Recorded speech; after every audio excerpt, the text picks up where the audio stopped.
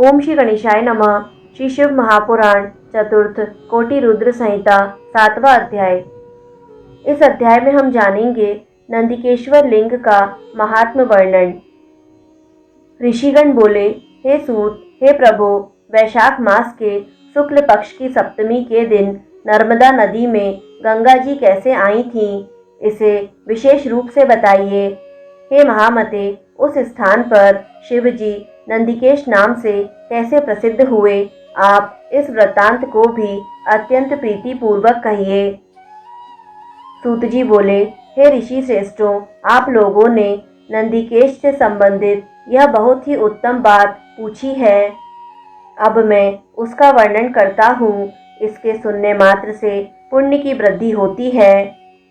पूर्व समय में किसी ब्राह्मण की ऋषिका नाम एक कन्या थी। उसने अपनी उस कन्या का विवाह विधान पूर्वक किसी ब्राह्मण से कर दिया। हे ब्राह्मण श्रेष्ठों, पूर्व जन्म के कर्म के प्रभाव से वह ब्राह्मण पत्नी पातिव्रत्य धर्म में परायण होने पर भी बाल्यावस्था में ही विधवा हो गई। तब वह ब्राह्मण पत्नी ब्रह्मचर्य व्रत के पालन में तत्पर हो पार्थिव पूजन पूर्वक कठोर तप करने लगी। उसी समय महामायावी मूढ़ नामक बलवान दुष्ट असुर कामवाण से पीड़ित होकर उस स्थान पर गया और तपस्या करती हुई उस परम सुंदरी स्त्री को देखकर वह अनेक प्रकार का प्रलोभन देते हुए उसके साथ सहवास की याचना करने लगा।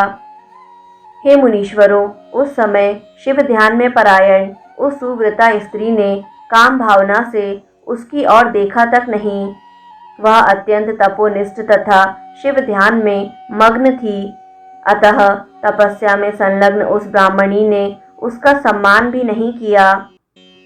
तब उस स्त्री के द्वारा तिरस्कृत हुए उस मूर्ख दैत्य ने उस पर अत्यंत क्रोध किया और उसे अपना विकट रूप दिखाया। इसके बाद वह दुष्ट आत्मा राक्षस उस ब्राह्मणी को भयकारक दुर्वचन कहने लगा तथा उसे अनेक प्रकार से डराने लगा। तब शिवपरायणा व कशांगी द्विज पत्नी भयभीत होकर प्रेम पूर्वक बारंबार शिव शिव ऐसा उच्चारण करने लगी। अत्यंत व्याकुल एवं शिव नाम का जप करती हुई वह स्त्री अपने धर्म की रक्षा के लिए जब शिव जी की शरण में चली गई, तब शरणागत की रक्षा, सदाचार की स्थापना तथा उस ब्राह्मणी के आनंद के लिए सदाशिव वहीं प्रकट हो गए। तत्पश्चात भक्त वत्सल शिव जी ने काम पीड़ित उस मूढ़ नामक दैत्य को उसी समय भस्म कर दिया। इसके बाद भक्तों की रक्षा करने में दक्ष बुद्धि वाले शिव जी ने दया दृष्टि से उसकी ओर देखकर वर मांगो इस प्रकार कहा। वह पतिव्रता ब्राह्मणी शिव जी के इस वचन को सुनकर उनके मनोहर तथा आनंदप्रद रूप की ओर देखने लगी। तदंतर उत्तम विचारों वाली वह पतिव्रता ब्राह्मणी सुख देने वाले महेश्वर शिव को प्रणाम करके सिर झुकाकर तथा हाथ जोड़कर उनकी स्तुति करने लगी। ऋषिका बोली, हे देवदेव, हे महादेव, हे शरणागत वत्सल, आप दीनों के बंधु, सबके ईश्वर तथा सर्वदा भक्तों की रक्षा करने वाले हैं। हे प्रभु, आपने इस मूढ़ नामक दैत्य से मेरे धर्म की रक्षा की और आपने जो इसका वध किया है उससे आपने संपूर्ण जगत की भी रक्षा की है। अब आप मुझे अपने चरणों में सदा स्थिर रहने वाली श्रेष्ठ भक्ति प्रदान कीजिए। हे नाथ, यही मेरा वर है, इससे अधिक दूसरा वर क्या हो सकता है। हे विभो, हे महेश्वर, मेरी एक और प्रार्थना आप सुने। आप लोक कल्याण के निमित्त यहीं पर निवास कीजिए। सूत जी बोले, इस प्रकार महादेव की स्तुति कर उत्तम व्रत वाली वह ऋषिका चुप हो गई। तब दयालु शिव जी कहने लगे। गिरीश बोले, हे ऋषिके, तुम उत्तम चरित्र वाली हो और तुम मुझ में विशेष रूप से भक्ति रखती हो, इसीलिए तुमने जो जो वर मांगा उन सभी वरों को मैंने तुम्हें प्रदान किया। इसी अवसर पर शिव जी को प्रकट हुआ जानकर ब्रह्मा, विष्णु आदि देवता हर्षयुक्त होकर वहां पहुंच गए। हे विप्रो, उन सभी ने अत्यंत प्रीति पूर्वक शिव जी को प्रणाम कर उनका पूजन किया और सिर झुकाकर हाथ जोड़कर प्रसन्न चित्त से उनकी स्तुति की। इसी समय स्वर्ण नदी गंगा जी ने वहां आकर साध्वी ऋषिका के भाग्य की प्रशंसा करते हुए प्रसन्न चित्त होकर उससे कहा।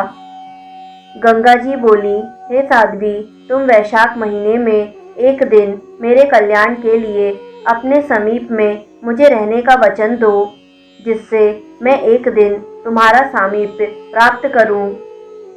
सूत जी बोले, गंगा जी का वचन सुनकर श्रेष्ठ व्रत वाली उस साध्वी ने लोकहित के लिए प्रेम पूर्वक यह वचन कहा, ऐसा ही हो।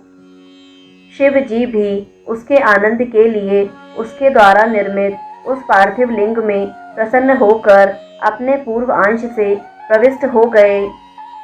इसके बाद ब्रह्मा, विष्णु आदि सभी देवता तथा गंगा जी प्रसन्न हो शिव जी की तथा उस ब्राह्मणी की प्रशंसा करने लगे और अपने अपने स्थान को चले गए।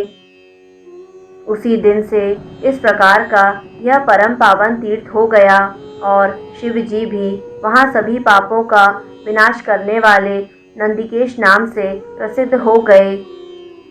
हे द्विजों, तभी से गंगा जी भी सबके कल्याण की इच्छा से तथा मनुष्यों से ग्रहण किया हुआ अपना पाप धोने के लिए प्रत्येक वर्ष इस दिन यहाँ आती हैं। मनुष्य वहाँ स्नान कर और भली भांति नंदिकेश्वर की पूजा कर ब्रह्म हत्या आदि सभी पापों से छूट जाता है। इस प्रकार श्री शिव महापुराण के अंतर्गत चतुर्थ कोटि रुद्र संहिता में नंदिकेश्वर लिंग महात्म वर्णन नामक 7वां अध्याय पूर्ण हुआ। दोस्तों, यदि आपको शिव महापुराण का यह अध्याय पसंद आया तो वीडियो को लाइक करें। कोटि रुद्र संहिता के अगले अध्याय निरंतर सुनने के लिए यूट्यूब चैनल आध्यात्मिक कथाएं को सब्सक्राइब करें और बेल आइकन पर प्रेस करें। कमेंट में हर हर महादेव अवश्य लिखें।